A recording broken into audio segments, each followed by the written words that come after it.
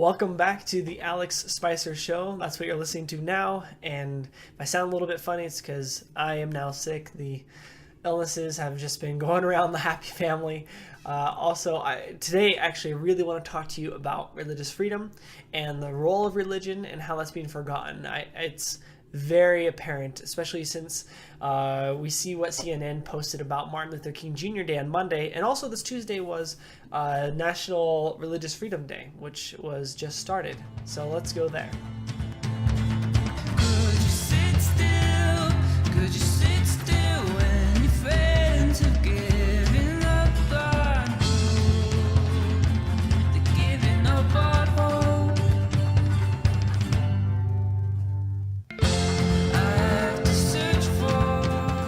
All right, so President Trump, sometimes he does some really dumb things, especially on Twitter, but other times he does things that actually do impress me.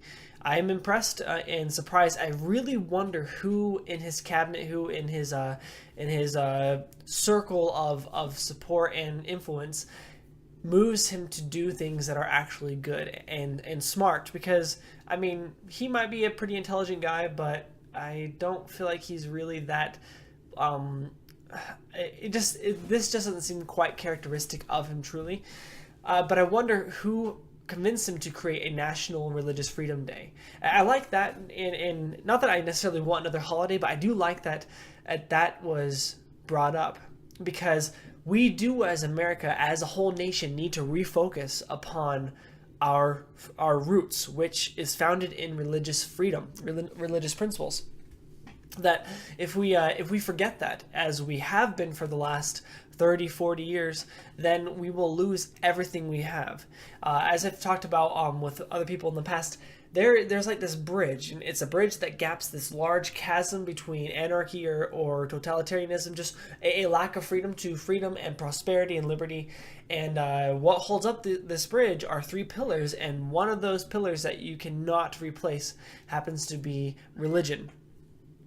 And so now that we have a Freedom of Religion Day, I think it would be really good for Americans to truly reflect on why it is important. The statement that the White House gave is very accurate, because this is my area of expertise. This is what I focus on. I focus on faith, family, and freedom.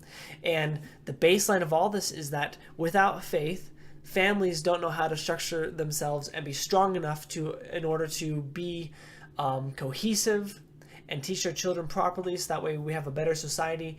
Without religion, without the freedom of religion, we actually don't have any of our other rights. It is the gateway freedom. This is why I tell people it is the gateway freedom, because it is your right to conscience. It is your right to live according to what you believe to be right. And as long as that's not violating other people's natural rights, then you should at all times be able to live that. Excuse me. So as we realize that religious freedom is not a special privilege, a special right given to only those who attend a organized religion or church, it is for everyone, then we realize, okay, well, if it is the gateway to allow us to live according to what we believe, that means all other rights are dependent upon that right alone. Because when we think about the right to press and the right to protest, the right to defend yourself with arms, you don't do any of those things unless you believe that there is a reason to protest, there is a reason to use the press to talk about things and to expose things, to criticize the government even, or individuals. That you feel that there is a reason that you needed to defend yourself. You believed it, so you acted upon it. Well, the second you don't have the freedom to believe as you want to believe and live according to that belief, you do not have any other rights. Those will merely be special privileges the government will give you. And I'm not saying they are special privileges, they are our natural rights, but what I'm saying is when a government does not allow the freedom of religion, then all of our natural inalienable rights are seen by our corrupt government as merely privileges, as things that it allows us to do. And we're kind of at that point where people are looking to government as kind of this authority to tell us, what is the right, what our rights are, rather than going back to what the founder said, which was that our rights are always our rights, and the government does not give us our rights. The government is there to protect our rights from people violating it, and from people violating it within our own society, and also from people from the outside harming us and oppressing us. Government is not God. Government does not grant unto us our rights, our human rights. That comes from God. Government is merely a tool. It is merely a shield to protect us from violation of those rights. That way we can live free. The second we start moving on in this direction where we think that we have to have the government's permission to have these rights, well, the second you get someone who's corrupt into office, who disagrees with these things, and once he has enough power through our own negligence, we will lose all those good things. That's enough about that. I do want to bring up about Martin Luther King Jr. Day on Monday. So that, as we know, Martin Luther King, he was the civil rights movement leader, and he really helped bring about a lot of great changes, a greater equality among the races. And he did a lot of fantastic things. He was not a perfect guy, but that is what he was known for, right? Not everything he said or did was perfect. However, what he did there was phenomenal, and how he led this movement. No, he did not act alone, but he did make America better. Now, I was very disgusted at seeing how CNN, they posted, I don't remember all the things they said, but they did say that he was a socialist before socialism was cool. Okay, well, first of all, socialism is still not cool. It never is cool. And secondly, we don't want to remember, Martin Luther King for the things that he was wrong about. We want to remember him for the good things that he did. We don't want to remember, all of our founding fathers about for the slavery that they had, for the slaves that they owned. We want to remember the founding fathers for the good that they did, which was establish a new nation with a constitution which transformed all governments around the world, and transformed the quality of life and liberty. And so, as we forget what these movements, what these great, proud moments in America's history, in world history, when we forget what they're actually about and what drove them there, then we will lose our sense of how we can proceed forward and ensure that we continue to have equality, justice, and prosperity.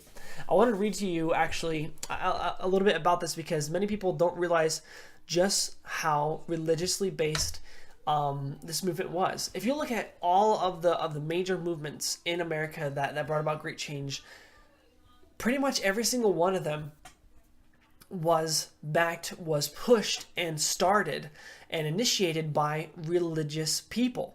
Like for slavery, from the Civil War, people were finally awoken up in their conscience and said, hey, we can no longer live with slavery anymore. This is wrong. And they were willing to go to war for it, because you had all of these religious people who said, they taught against it, because they said, the Bible is against this, our Christianity is against this. They even began starting organizations such as the Anti-Slavery Society to end it. And it's the same for women's suffrage, and it's the same for the civil rights. So I wanted to read to you a portion actually from my book about Martin Luther. It says, I'll just read to you. Another way evil, in other words, progressivism, tries to stop faith is to distort history by erasing a religious context and or the role of religion in some of America's proudest moments, watering down those moments to nothing more than a good thing brought about by people and the government, even if it was the government that had been oppressing the people all along. For example, most people think of the movement as led by Dr. Martin Luther King Jr., where he gathered all the blacks with him and fought oppression by protesting and reminding America that all men are created equal. And that is true, but it is also misleading. Dr. King was also known as Reverend King, a fact that we shouldn't forget. He was a pastor. He led congregations, and so he was known as Reverend King. And Reverend King, as his name suggests, he was a minister of a congregation in Alabama, and he didn't act alone when he was doing the civil rights movement. Nor was he wasn't even a self-starter in the cause. It wasn't until he and many other churches worked together, congregation to congregation, to spread the right spirit of protest and change, that they were finally able to bring about success and equality. Reverend King told the people, this is what's interesting, because he brings religion into all this, into everything he did. It wasn't just like, using the congregations for his political advantage or for a good political cause. he used the churches to remind America, to bring about change that is based in religion, that America's founding was based upon. He says that, he told the people to embrace the haters, to, quote, offer the other cheek, the saying from Jesus, and to, quote, meet hate with love. What you have to ask yourself then, because people were facing all sorts of problems, being bombed, being harmed by the police, being attacked. So what was that inspired the people to risk all those things? One participant in those protests, they said of that time that the churches started holding mass meetings every week, sometimes every night, and they took Christian teachings and made them political. And I have to stop right there.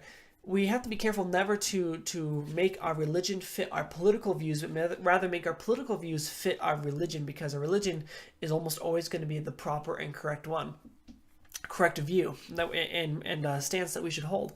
And so when you take Christian teachings and make them political, in other words, all he's doing is that he was helping the people to see the political applications of their religious faith. And that is what we are forgetting so much nowadays, is we are forgetting the political application of our religious faith. That's why, because we shut up ourselves about religion in the public sphere, that's why you can have Nancy Pelosi say a whole bunch of stupid stuff. You bring in invoking religious, ideas and feelings towards something that completely contradicts those religious principles and precepts. Going on, it says that King and the other churches were merely promoting the doctrine of their religion. And quoting King, it says, "We must make them know that we love them. Jesus still cries out in the words that echo across the centuries: love your enemies, bless them that curse you, pray for them that despitefully use you." End quote. These movers and shakers who brought about equality did so by strictly living their religion as they protested, fighting hate with moral principles such as love and forgiveness, which they learned from their religion as they went to church. We have to make sure that we never fall in line with these movements that are irreligious. Black Lives Matters and LGBTQ and all these other movements that are considered the new civil rights movements, the reason why they are wrong, I mean, they do help us, at least in some ways, remind us that there are discrepancies that happen. But what makes them so wrong? Why they go off the edge and do all sorts of crazy things and harm other people? And the reason why they are not truly the new civil rights movement is because they lack religion. These people, during the civil rights movement, they were harmed physically and oppressed in very horrible ways. And they met all that hatred with love. They loved their haters. Like King said, make sure that they know that we love them. That is completely lacking in the new movements that are going on today. It's all about disdain and hatred and making people capitulate to your way of thinking and ideas because you're right. It's all about railing hard enough until people finally give in. That will literally destroy America. It has destroyed nations all over the world, all in all the annals of history.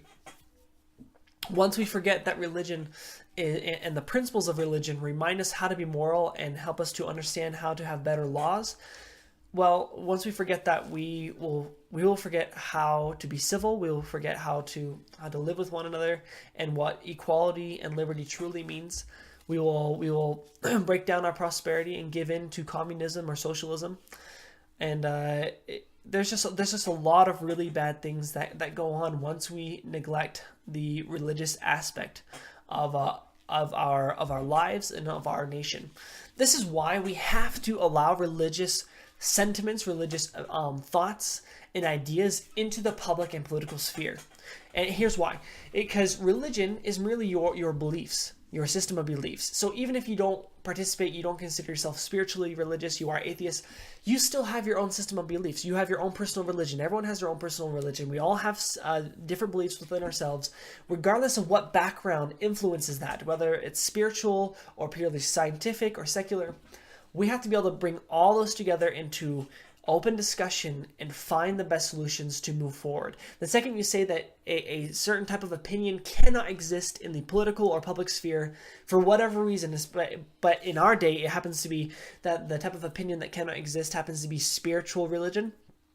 What you're doing is you are creating a religious monopoly in politics. And when I say religious monopoly, what I mean is you are then shutting up people who have differences of opinion as opposed to the secularists, and you shut them up because their opinion comes from something more spiritual.